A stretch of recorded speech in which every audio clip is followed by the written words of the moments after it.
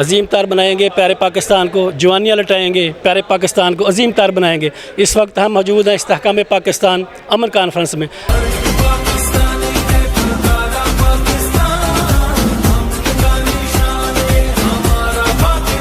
اور آج کی اس کانفرنس میں اس بات کا ارادہ کیا گیا کہ جیسے پاکستان بناتے وقت تمام امت اکٹھی تھی، تمام پاکستانی اکٹھے تھے اور سب نے مل کر قائد اعظم محمد علی جناح کی جدوجہد کا ساتھ دیا، جس کے نتیجے کے طور پر پاکستان مارز وجود میں آیا۔ آج اسی جذبے کے تحت اسی جذبے کی ضرورت ہے کہ اس پر عمل پیرا ہوتے ہوئے پھر سے پاکستان کو ان بحرانوں سے نکالا جائے کہ پاکستان کبھی سیاسی بحران کا شکار ہو رہا ہے، کبھی معاشی اور کبھی فرقہ وارانہ اور کبھی دہشت گردی کا۔ تو آج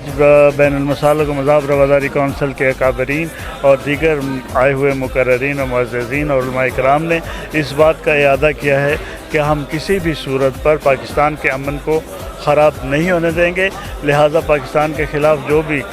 سازش بندی کی جا رہی ہے، جو بھی سازشی ذہن ہے، وہ جو اگر کوئی منصوبہ بندی کر رہے ہیں کہ پاکستان کے امن کو پھر سے فرقہ واریت کے یا مذہب کے نام پر لڑا کر خراب کر سکیں گے، ہم ان کے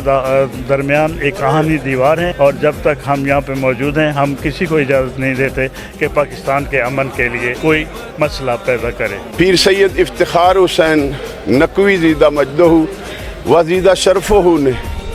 بہت محبت سے اور بہت محنت سے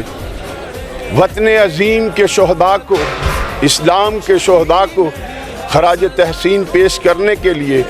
اور وطن کی بقا کے لیے عہد و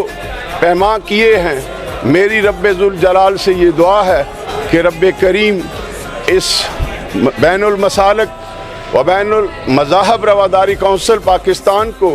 فروغ عطا فرمائے، جس طریقے سے یہ وطن میں امن قائم کرنے کے لیے ہر شہر ہر گلی میں جا رہے ہیں، اللہ تعالیٰ ان کا حامی و ناصر ہو۔